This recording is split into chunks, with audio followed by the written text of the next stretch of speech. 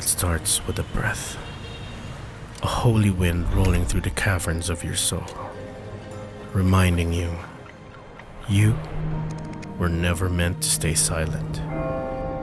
He calls you to burn bright in a world that's growing dim. And then suddenly, your fear becomes small. Your doubts lose their grip. Your past loses its power. Because the one who rose from the dead now rises inside of you.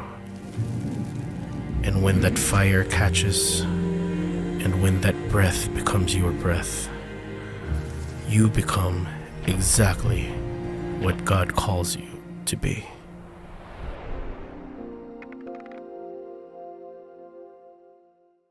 We'll talk about the infilling of the Holy Spirit. Okay? This is the first installment of a series that we started a few weeks ago entitled Unstoppable. And on this series, we'll look at the early church and how God's unstoppable kingdom impacts us and every corner of the world today. Church, we need to understand that we are on an unstoppable mission to bring the gospel to the ends of the earth. Now, with the infilling of the Holy Spirit and the foundation of God's Word, God will move through you and me, making us bold to tell the world about who God is and what He has done. Our main text for today is from the book of Acts. And in fact, the whole series is taken or referenced from the book of Acts. And at this point, may I request everyone to stand in reverence to the reading of God's Word. And kindly open your Bible to Acts chapter 1, verses 1 to 11. And these passages are all about the promise and the coming of the Holy Spirit. And I'll be reading it using the English Standard Version. The promise of the Holy Spirit. Verse 1.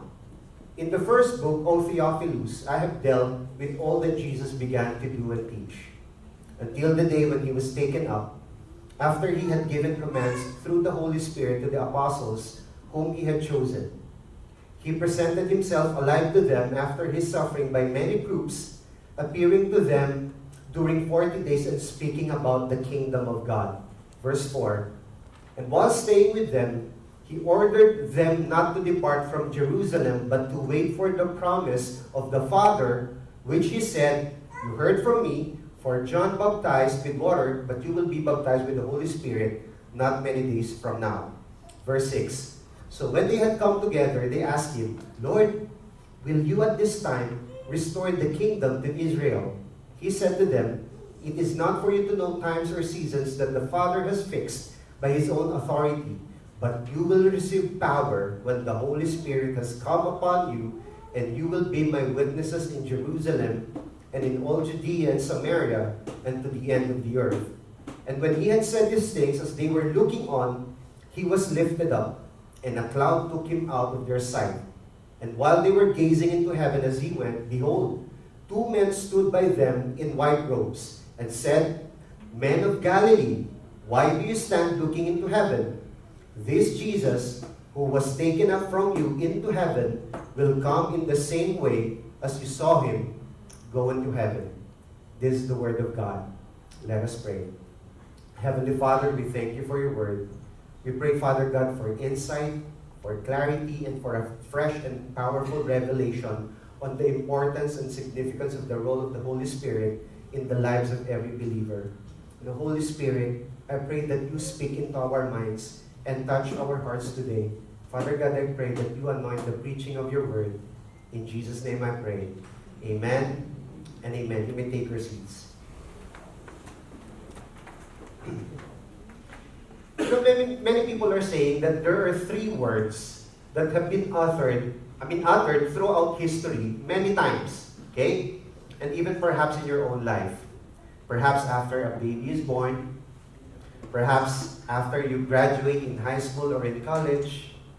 Perhaps after your car breaks down in the middle of nowhere. Perhaps after you were laid off from your most recent job. Perhaps after your refusal to stay here in the station. Or perhaps even after losing a loved one. After those moments and others, you oftentimes hear these three words. What happens now? Right? What happens now? And as I mentioned earlier, we are starting a new series in the book of Acts. And in the New Testament, the Gospels, namely the Gospels of Matthew, Mark, Luke, and John, they contain the life and ministry of Jesus on earth, and the book of Acts follows right after that. Okay? And then the book of Acts, it describes the ministry of the apostles after Jesus left the earth. Okay? In fact, the full name of the book, yan, is the Acts of the Apostles.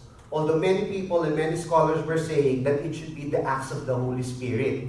But I also like how Dr. Nixon's perspective on this. He was saying that it should be the Acts of the Holy Spirit through the Apostles. And for me, that would really make sense. Anyway, this is another topic for discussion some other time. Now, keep in mind, okay, I want you to imagine it with me. Keep in mind that after Jesus died on the cross, the apostles already had a what happens now moment in their lives. Right? When Jesus died on the cross. And we were told that after 3 days, Jesus rose from the dead and appeared to them. Okay?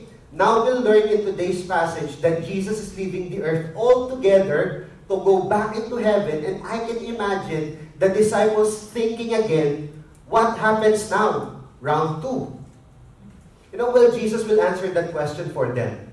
And as 21st century Christians or modern believers, we'll also try to understand, the implication of what happened here in relation to the mission of God that He entrusted us.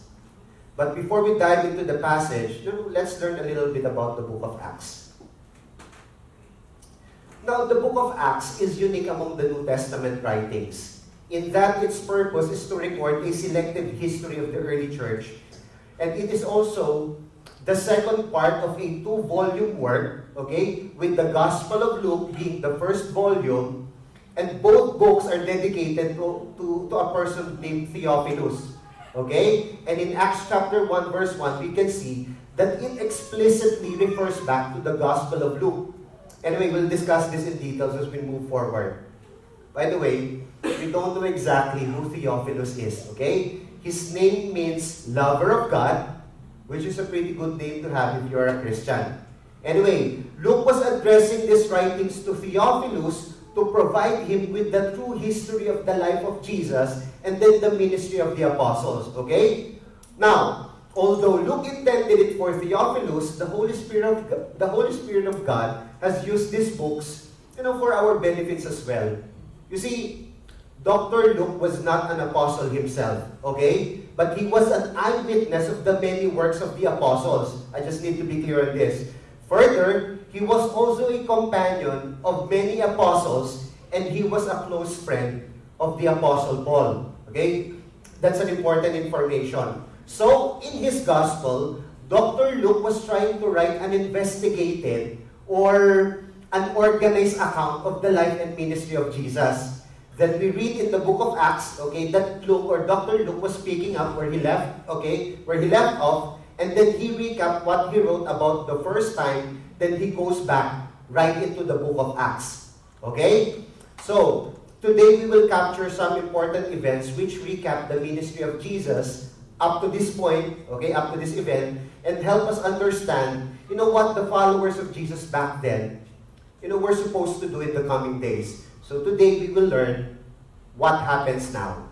And as I already mentioned, we have the Gospels of Matthew, Mark, Luke, and John that tell us about the life and ministry of Jesus Christ.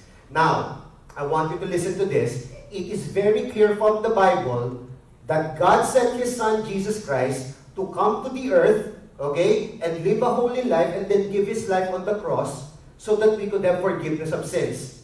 Okay? And at the same time, it is also very clear from the pages of the scriptures that Jesus really rose from the dead. Okay? It's a fact. Okay? And went back into heaven to be with the Father. And this is what Dr. Luke was actually summarizing when he says in verses 1 to 3, in the first book, meaning he was referring to the Gospel of Luke, in the first book, O Theophilus, until the day when he was taken up, and after he had given commands through the Holy Spirit to the apostles whom he had chosen.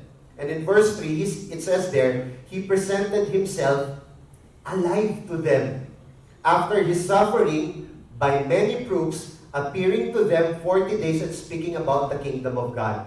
You see, Luke was kind of like reviewing the heart of the gospel story in the first 3 verses of Acts chapter 1. He was saying, that Jesus was actually on the earth. He came. It's true that he came. And he was saying that Jesus began to do and teach. And then after that, Jesus chose the apostles and worked through them with the power of the Holy Spirit. And then Luke tells us in verse 3 that Jesus suffered. And we know that. He was referring to when Jesus was betrayed, humiliated, beaten, and crucified on the cross. And then after that, Jesus rose from the dead and presented himself alive to the people. Luke was stressing out here that Jesus did so with many proofs. And he did so over a period of 40 days. And we also need to take note here that many of the important ministries of Jesus Christ, took place between his resurrection and ascension. Meaning from the time he was risen from the dead and from the time he was taken up to heaven. He made numerous post-resurrection appearances over a period of 40 days. Because people, dating back to the earliest days of the church, have said that Jesus never rose from the dead. They were saying that the disciples were just hallucinating. They were just making up stories that Jesus rose from the dead. We can notice here that there were already a community of Marites, during the time of Jesus, right? They were telling, no, it's not true. They're just hallucinating. Adjuts lang yan. But Dr. Luke, who penned what we now know as the Book of Acts, was saying from the outset, I have proof. I have evidences. May ebidensya. Okay? Again, in the original Greek, the meaning of the phrase being seen by them that we can see in Acts chapter 1 verse 3, it refers to the eyeball. Kasi eyeball. So another way to translate this would be to say that the disciple eyeballed Jesus for 40 days. Have you ever had someone eyeball you? As in they uninterruptedly stare at you? May mga crush mo? Something like that. The disciples eyeballed Jesus. He didn't make just 1 or 2 post-resurrection appearances. He was popping up everywhere. They saw him again and again. And at one point, he appeared to a group of over 500 disciples at one time. And Paul even stressed out that at the time when he was writing the epistle or the book of 1 Corinthians, he was saying that that many of the witnesses were still alive during that time. And when you have seen someone rise from the dead, things will not be the same anymore, right? The disciples were transformed and they couldn't keep it to themselves. They went and changed the world. Now, the crowning proof, the crowning proof of his resurrection was that many of his disciples, became willing martyrs to uphold the claim of his resurrection. Death was not something to be feared anymore because of the proof of resurrection. Now, this phase of Jesus' ministry lasted for 40 days, okay? And it was very convincing. And it became the launching pad of the gospel and world evangelization. Ladies and gentlemen, I want you to be convinced, okay, that Jesus really came to the earth. Okay? He really died for our sins. And He really rose from the dead. Okay? The Bible not only speaks to this reality, but history speaks to this reality as well. Okay? Jesus isn't a myth. His story isn't fictional. It's true. Okay? Now to continue, in verses 4 and 5, it says there, and while staying with them, He ordered them not to depart from Jerusalem, but to wait for the promise of the Father, which He said, you've heard from me, for John baptized with water, but you will be baptized with the Holy Spirit not many days from now. You see, the time between Easter and Pentecost was 50 days. Okay? Okay, that's 50 days. Because from the time of resurrection and ascension, that's another 40 days. And then from the time of ascension, you count like another 10 days. And that's the Pentecost. Okay? So it was also a time of active waiting as Jesus was preparing the disciples for the next steps He has for them. Jesus gave the disciples an important instruction. They are to wait in Jerusalem for the gift of the Holy Spirit. Now, a key thing to recognize here is that God desires to give people good gifts. As what Anthony exhorted in the tithes and offering, every good and perfect gift comes from above, right? So the disciples needed to wait for the gift of the Spirit so they would have the empowerment for ministry. So this is the purpose, this is the goal. Now, how many of you here, you love to wait? Can I see show of hands? How many of you here, you can truly say that waiting is one of your core strengths? Say, Lord, please, don't give the provision yet. Yeah? I can wait. I can manage. Give it some other time. How many of you, you're like that? None of us, right? Waiting is hard. You know, we are now living in a microwave culture that demands instant result, right? Instant noodles, instant meals, instant information. You Google it right away. AI it right away. ChatGPT it right away. Instant gratification. We want things to happen in our own way, you know, in our own timing, and according to our plans, right? Now, it can be tempting to try and to do things on our own or to run ahead of the Holy Spirit, but just like trying to go on a road trip without gas in your car, you know, it's not going to go well. You know, the disciples had to trust in the promise of Jesus that the Spirit was coming and that it was a promise worth waiting for. And then verses 6 and 7 further tells us, so when they had come together, they asked Him, Lord, will you at this time restore the kingdom to Israel? And He said to them, it is not for you to know times or seasons that the Father has fixed by His own authority. Now, this is an important question that many of us are asking, even in our own lives. What is God going to do? You know, how is it going to work out? We always ask these questions. Now, if we remember the disciples, okay, I want you again to imagine it with me. If you remember the disciples before the cross, we will remember that their disillusionment arose because they had their own ideas of what would happen. You know, they had such a hard time grasping the Lord's plans because they were so incompatible with theirs. Even after the resurrection, church, they were still preoccupied with their own hopes of what would happen. Okay? They did care about God, about what God wanted to do. They were looking for a restored Israel after their own conceptions, or I would say misconceptions. Okay? To this point, they still have some hopes of some sort of a political theocracy, meaning a divinely guided government with Jesus and leaders as themselves, okay? They were probably still expecting the restoration of a military and political kingdom that would drive out the Roman armies and restore national sovereignty to Israel, as what happened numerous times in the Old Testaments. Okay? So this was the reason why they were so dismayed after the cross. After Jesus died on the cross, things didn't turn out as they hoped. But God, say, but God. You know, but God was working things out differently. You know, there will be a time for these hopes. Amen? But there was also much to do, first and foremost.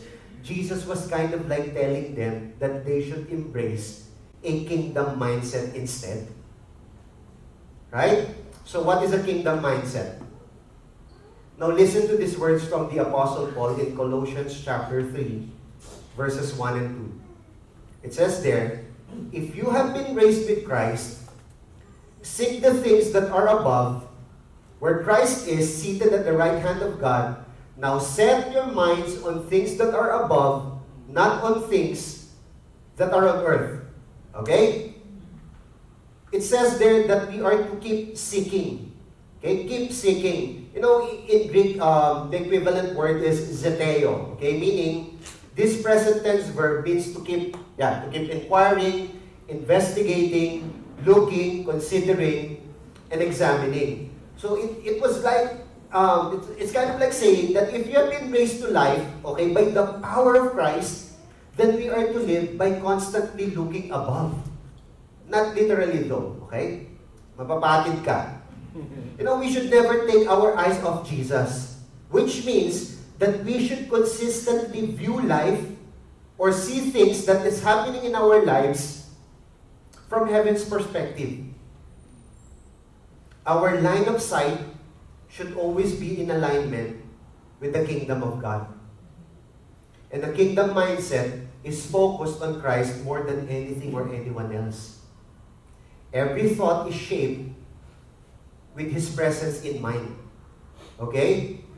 And to get even more practical about it, it means that considering what Jesus thinks about things more than how we think. Do we get that? Let me say that again. It means that considering what Jesus thinks about things more than how we think. I don't know if you guys have heard of WWJD. Yeah. What would Jesus do? Right? It is a popular motto for many Christians who strive to live by Jesus' examples, you know, in their daily lives. Well, that's a good guide for us in many things. I suggest something even more basic than that. I call it WWJT. Yan. What would Jesus think? Now, the fundamental thing that separates Christians from everyone else in the world is first and foremost how we think. Only second, what we do. You know, when we became Christians, we were given the Holy Spirit to live in us, okay? And with Him, the mind of Christ. That's important. There is nothing more basic to Christian life or to the Christian life than this. So, since the mind is where we perceive, we reason, we think, we understand, everything flows from this. Okay? So, when we have the mind of Christ, then we have His views, we have His feelings, we have His temperament, and we are influenced by the Spirit. Right? We do that by simply asking Him, Jesus, you know, what do you think about the behavior of my children? Jesus, how would you handle this problem? Jesus, what do I do with that troublesome person? Jesus, what should I say to my boss? You know, we are integrating Him into every activity, conversation, and decision that we make. We are doing life with Jesus every moment of every day. And the kingdom mindset takes Jesus into the mess and complication of our lives and integrates Him into everything that we do by seeking His direction, guidance, and wisdom. Lord, is this really the course that you wanted me to take? Lord, is this the career that you really wanted me to pursue? Lord, is this the place that you wanted me to stay? You know, we integrate Him to everything that we do by seeking Him, by seeking His direction, His guidance, and wisdom. Let Jesus saturate our thinking, brothers and sisters. And if we come to think of it, this is what He was trying to tell His disciples. He was telling them in verse 7 that this is not something that they need to know. But He goes on to again describe the mission that they are supposed to be on and the work of the Holy Spirit in that mission. Amen? And then He continued in verse 8 saying, eto na, but you will receive power when the Holy Spirit has come upon you, and you will be my witnesses in Jerusalem and in all Judea and Samaria and to the end of the earth. You know, we need to pause here as this verse will serve as the theme. You know, it sets the stage, okay, for all that follows in the book of Acts. You know, we tend to place a lot of value on someone's last words, right? And just to let you know, this statement, Acts verse 8, 1 verse 8, this is the last statement from Jesus. This was His last recorded statement or teaching to His disciples in person. Now, this is very important. Now, witnessing or witness is clearly a key theme in the book of Acts. As Dr. Luke uses the word witness or witnessing at least 39 times in the book of Acts, okay? And we really need to see the book of Acts through the lens of witnessing, okay? So, the question is, what is a witness? Okay, a witness is someone who speaks to what they have seen and experienced. It's plain and simple. A witness is someone who testifies. And the reason the disciples must wait in Jerusalem is for the baptism of the Holy Spirit, which is how they will receive the power to testify or to witness. Do we get that? But here's the thing. If you come to think of it, have they not already received the Spirit at this particular time? Let's go to John chapter 20, verses 21 and 22. You know, Jesus said to them again, "Peace be with you, as the Father has sent me, and even so I am sending you." And when he had said this, he breathed on them and said to them, "Receive the Holy Spirit." Do we get that? But why was Jesus telling them to wait for the Spirit if they already have the Spirit in them? Okay? Now, in the Gospel of John, the disciples have already received the salvation and the indwelling of the Holy Spirit, and this marked the beginning of the church. Okay? But it is interesting to note that during this in-between, okay, the disciples are not yet witnessing. They are instructed to wait for something more. So the question is, what is the difference between the indwelling of the Holy Spirit and the infilling of the Holy Spirit? Have you ever thought of that? O hindi? Hindi. You know, now listen to this. I want you to listen carefully to this. If you are a believer, you have received Jesus as your Lord and Savior, you are indwelt with the Holy Spirit.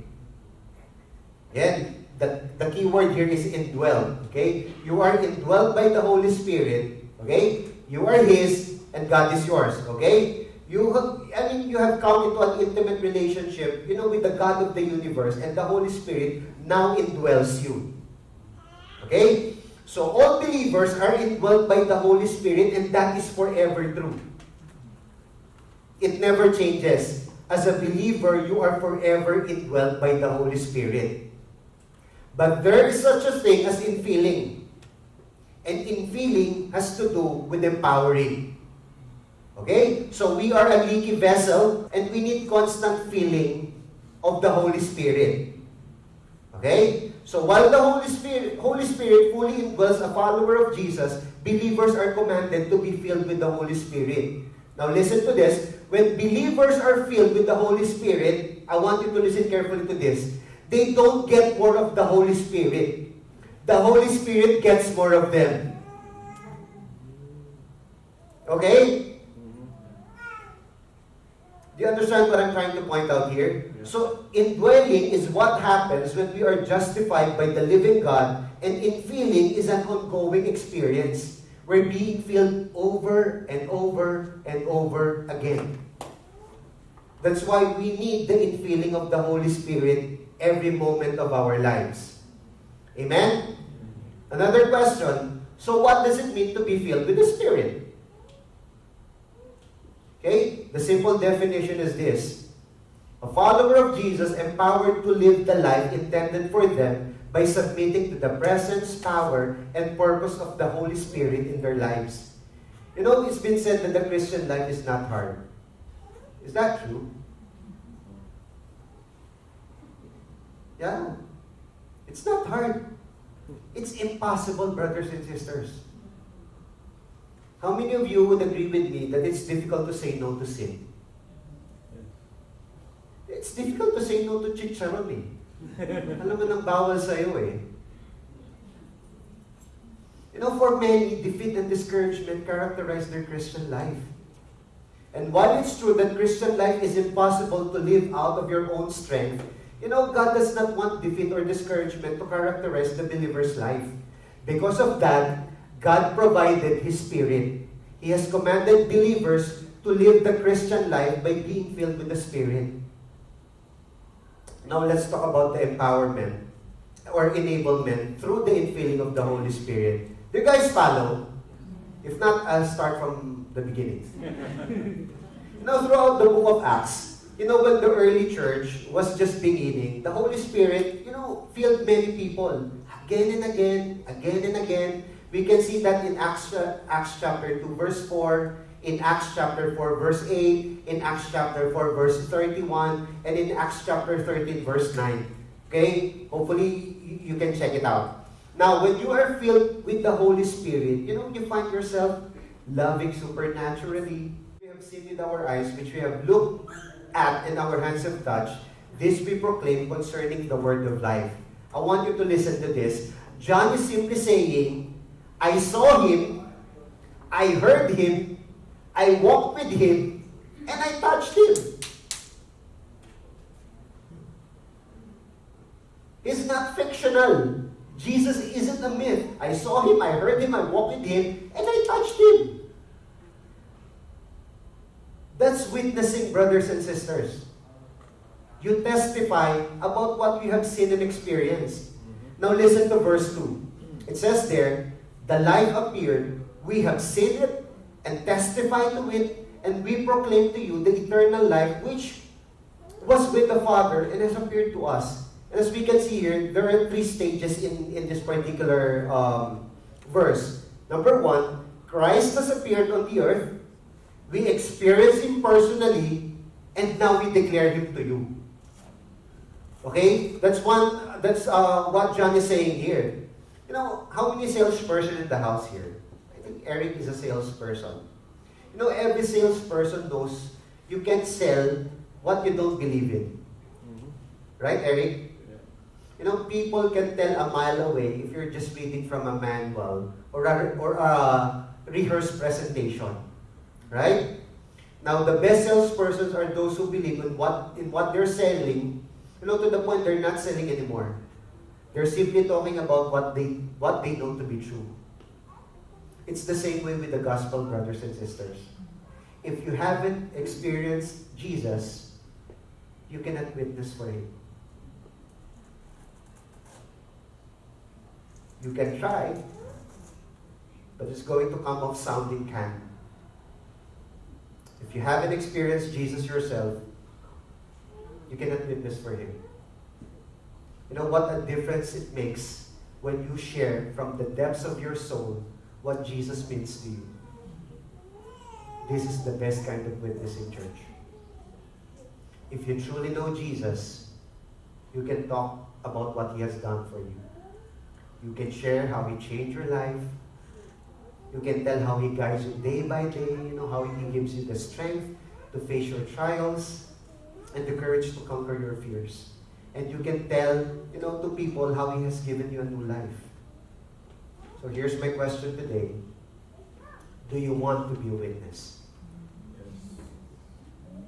To testify about Christ. Speak up for Him. But I stammer. It's okay. The Holy Spirit doesn't stammer. He can speak clearly through your words. If God can use a donkey to deliver a message, then how much more yung katabi mo? Do they look like a...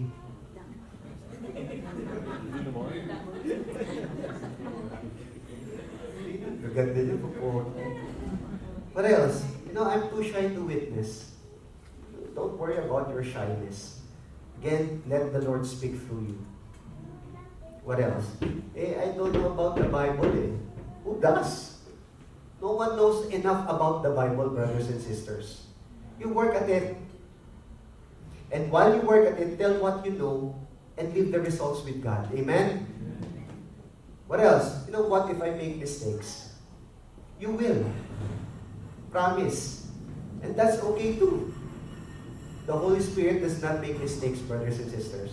And He can cause people to forget your mistakes. Okay ba yun? Perhaps one final objection. I'm afraid it won't work. That's why you're hesitant to share the gospel, because you think it won't work. When people say that, they usually are thinking of someone they probably know that seems hardened against the gospel. We usually think about it, or it won't work, when we've tried and, it has, it haven't gotten anywhere. Now, when you think that the gospel won't work, I want you to remember this. When you think that the gospel won't work, I want you to remember this. It worked with you. And if it worked with you, it can work with someone else. Amen? Don't ever give up on the gospel because you think it won't work. Jesus promised that the Holy Spirit would work through your testimony. This is what we're talking about today. Powerful witnessing. Now let me give you another definition of a witness. A witness is anyone who cooperates with the Holy Spirit in telling others about Jesus. Church, all God needs is a little cooperation from His people. Little cooperation. When He gets it, we can change the world. God invites us to cooperate with the Holy Spirit in telling others about Jesus. And this is God's job description for every Christian. If we will do our part, we may be sure that the Holy Spirit will do His. Amen? Amen. And then we go to the last few verses of chapter 1. It says there in verses 9 to 11, "And when He had said these things, as they were looking on, He was lifted up, and a cloud took Him out of their sight. And while they were gazing into heaven as He went, behold, two men stood by them in white robes and said, 'Men of Galilee, why do you stand looking into heaven? This Jesus, who was taken up from you into heaven, will come in the same way as you saw Him go into heaven.'" Church, Jesus went away in a glorious fashion, so to speak. And these two angels were just simply telling us that He will return in the same glorious fashion. It's as if they were telling us, don't worry, He will be back.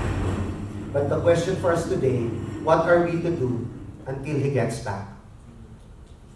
So we go back to our introductory question. What happens now?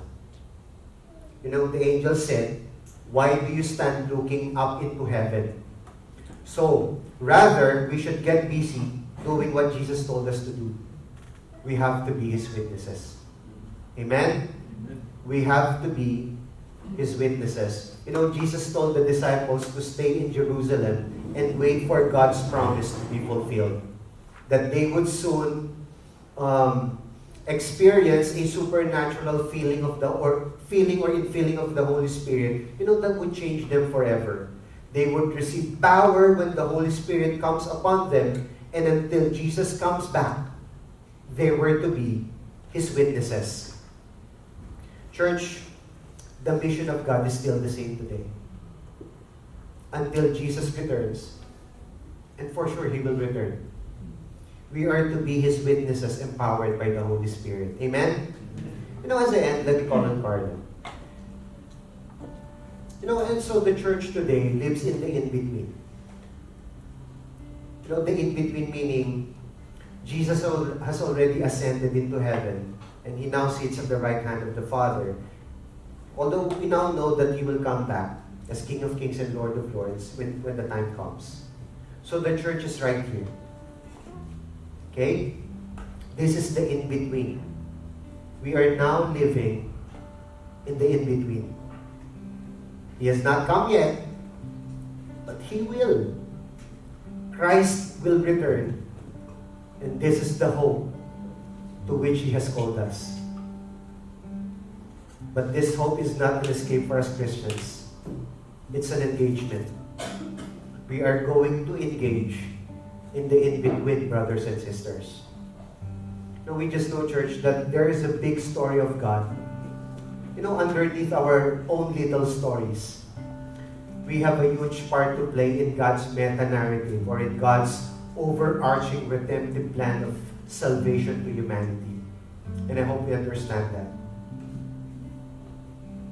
There's a big story of God underneath our own little stories.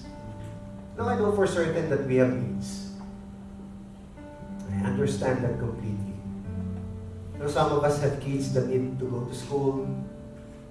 Now, we need to pay for their tuition fees. Now, all of us need food on the table. Every one of us here, we have our individual respective needs every day. And I totally get it. So we have our own little stories, right? But understand that above us,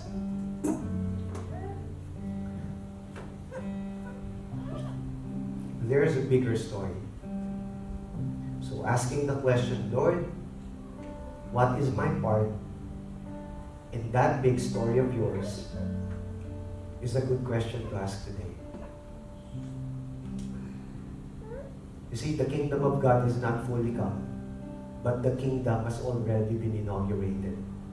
So we're right here in the middle. So while we're here, church, we are going to engage. We need to engage the people with the gospel. We need to engage the people in prayer. No, I thank God for our prayer team. No, I admire their faithfulness and consistency in attending our prayer meeting week after week. Kahit ilan lang sila.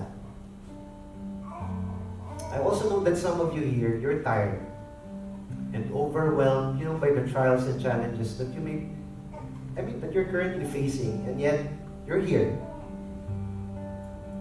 You're answering the call to serve the Lord in His church. God bless you guys. Or maybe some of you, you're sick. You're physically sick. And yet it didn't stop you from coming to this gathering today. I sincerely believe that the Lord will provide healing today, brothers and sisters. How many of you still believe that God performed miracles today? No, I believe that with all of my heart. So when I say engage, we will engage in prayer, brothers and sisters. We will pray for miracles today. We're going to believe God for miracles today. And the results of our prayer, you do know that it's not up to us, right? It's up to God. We just know that He, with His sovereign will, under that big story, He will answer us. Sometimes it doesn't come out what we want or how we want it, but we just know that He will answer our prayers. Amen? And today we are going to ask God boldly, like children. We're going to believe God for healing. We're going to believe God for provision. We're going to believe God for a miracle today. And here's the thing that we need to understand about miracles. Miracles are signs of the kingdom that is to come. What do I mean by this? Because in the kingdom, there's no more death, no more pain, no more suffering, no more sickness. So while we're here, engaging in the in-between, we're saying, Lord, let it be You that will bring healing, provision, restoration, and miracles as a signpost of that kingdom. And as we believe God for all these prayer requests, we will also pray for the outpouring and the infilling of the Holy Spirit in our midst today. Church, we need the empowerment and the enablement of the Holy Spirit for us to become powerful witnesses of the gospel. Yes, Heavenly Father, we come before You humbly and with an open heart, seeking Your guidance and direction as we seek to live a life that is pleasing to You. Lord, as we look at the book of Acts, we are reminded of the incredible power of the Holy Spirit and the transformative work that can take place when we allow ourselves to be filled with Your divine presence. So, Father, we ask now, Lord, that You fill us with Your Holy Spirit. Fill us with Your Holy Spirit so that we can fulfill our task, Lord, of spreading your gospel to the ends of the earth. Father God, we pray that you help us to be open and willing to follow wherever you lead, to speak boldly about your love and truth, and to serve others with humility and compassion. Father God, give us the grace to step out of our comfort zone and take risks of your kingdom, knowing that you are with us always. Amen? And please help us to be your witnesses in word and in deed. We praise you and thank you for hearing our prayers. In Jesus' sweetest and mighty name we pray. Amen and amen. Come on, church. Now, can we all lift our hands?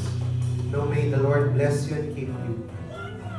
May the Lord make His face to shine upon you and be gracious to you.